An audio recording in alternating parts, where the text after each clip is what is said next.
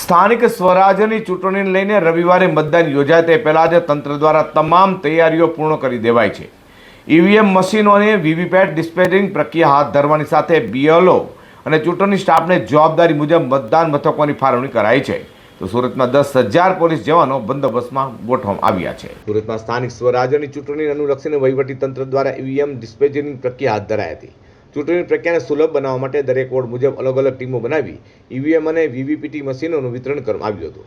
Dispatching centre પરથી દરેક મતદાન મથક માટે નક્કી કરેલા મશીનોની ફાળવણી કરી તેની ઝીણવટભરી નોંધણી કરવામાં આવી હતી। સમગ્ર વિતરણ પ્રક્રિયા દરમિયાન કોઈપણ અનીચ્છનીય ઘટના ન બને તે માટે ચુસ્ત પોલીસ બંદોબસ્ત તૈનાત કરવામાં આવ્યો હતો।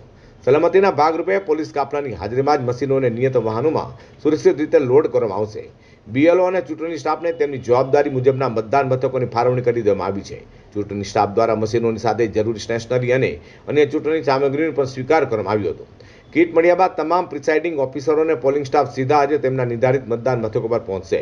ચૂંટણી પંચની માર્ગદર્શિકા મુજબ મશીનોના પરિવહન માટે જીપીએસ ટ્રેકિંગ સિસ્ટમથી સજ્જ વાહનનો ઉપયોગ કરવામાં આવશે। મતદાન મથકો પર પહોંચ્યા બાદ તમામ ઈવીએમ અને વીવીપેટ મશીનો સ્ટ્રોંગ રૂમમાં રાખવામાં આવશે। ચૂંટણી સ્ટાફ દ્વારા મતદાનના દિવસે વહેલી સવારે મોક પોલ કરીને મશીનોની ચકાસણી કરવાની સૂચના આપવામાં આવી છે અને સમગ્ર ડિસ્પેચિંગ પ્રક્રિયાનું ઉચ્ચ અધિકારીઓ દ્વારા સતત મોનિટરિંગ કરવામાં આવ્યું હતું। રવિવારે મતદાનના દિવસે કોઈપણ સમસ્યા ઊભી ન થાય તેને લઈને વહીવટીતંત્ર સાબદું થયું છે। ત્યારે મતદાન બાદ ઈવીએમ મશીનોને સુરક્ષા સાથે સ્ટ્રોંગ રૂમમાં મુકાશે અને આગામી 28મી એપ્રિલને મંગળવારના રોજ મતગણતરી થશે।